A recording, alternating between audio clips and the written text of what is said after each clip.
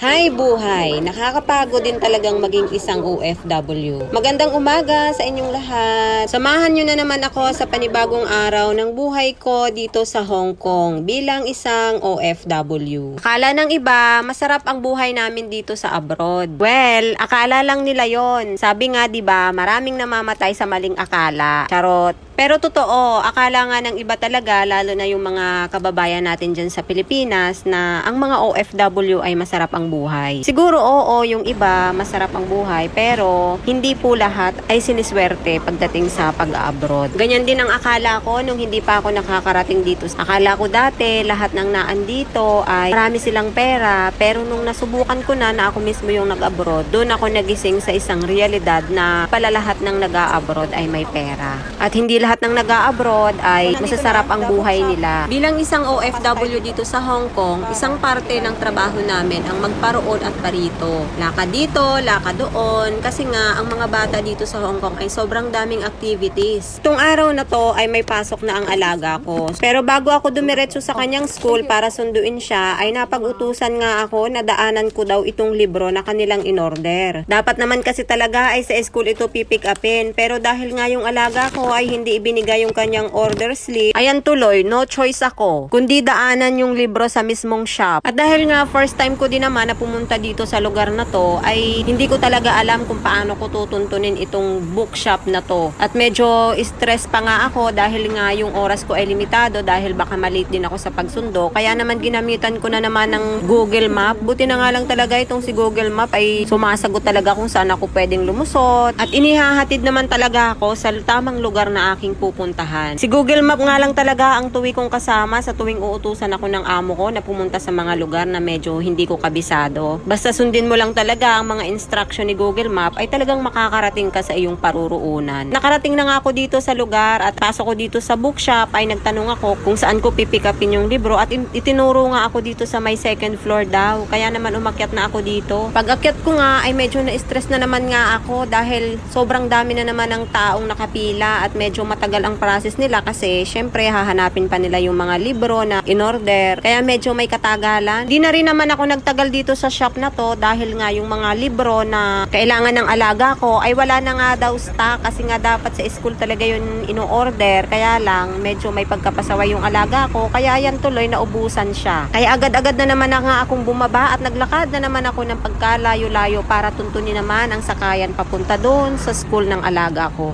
At talaga namang napakainit ng araw na yan kaya sobrang nakakapagod maglakad kasi alam mo yung magkahalo na yung stress at pagod, init. Stress ako kasi nga baka hindi ako makarating sa tamang oras ng pagsundo ko. Pero ganun pa man, wala naman din tayong magagawa. Buti na nga lang talaga sa aking mga dinadaanan ay meron akong mga nakikitang mga nakakalibang din. Kagaya na lamang itong street na ito na napakaraming lantern at feeling ko tuwing gabi dito merong mga nagtitinda ng mga anik-anik dyan sa mga gilid-gilid. Kasi nga, nung dumaan ako dito sa lugar na to ay Mooncake Festival, kaya may mga lantern. Sa umaga, masyadong na-appreciate yung ganda niya, pero pag sa gabi yan, yung mga lantern na yan ay may mga ilaw, kaya siguradong napakaganda. Di na rin ako nagpakatagal-tagal dito, binidyohan ko lang siya ng kaunti at umalis na nga rin ako. Dumiretso na ako sa aking paglalakad dahil nga mayroon akong hinahabol na oras. Abay, mahirap nang malate dahil lang sa pagkamarites natin, di ba? Dito sa part na to ay medyo malapit-lapit na ako sa istasyon ng train. At habang nag-aantay ng signal para tumawid, ay aba naman, itong dalawang ito ay dito pa talaga nagyayakapan sa harapan ko. Iba nga din naman talaga pag in love ka ay ano. At kahit tirik na tirik ang araw ay hindi nyo talaga alintana. Pagkatapos ng mahabang paglalakad at biyahe sa train, sa wakas ay nakarating na nga ako dito sa school ng alaga ko. Pagdating ko dito ay medyo nakampante na ako dahil nung dumating ako maaga-aga pa para sa oras ng uwian nila. At least makakapagpahinga pa ako ng kaunti bago pa sila maglabasan. Pagpasok ko ay medyo marami-rami na nga ding tao na nag-aantay para magsundo. Siguro mga nakapagpahinga pa din naman ako ng mga 30 minutes bago kami pinapasok sa loob. Pagpasok ko sa loob ay dito na nga ako pumesto sa medyo malapit sa pintuan ng room ng alaga ko. Class 1A ang section niya kaya naman itong classroom niya ay nasa pinakadulo talaga. At dahil ilang minuto na lang ay mag-uumpisa na ang dismissal nila kaya itong mga bata ay nagsisilabasan na para gumamit na sila ng toilet. toilet. Habang yung alaga ko naman ay mukhang busy sa pagmamarites nandun sa loob. Pero nakita na niya ako na dumating na. Kaya ayan, lumabas na nga din siya. Tingnan mo nga't may pangiti-ngiti pa. Aba naman, alam niyang nagbibideo ako. Kaya naman may paganyan-ganyan pa siyang nalalaman. Tapos ng ilang minuto ay bumalik na nga siya mula sa toilet. At aba, mukhang may mga kaibigan na nga din yung alaga ko ay.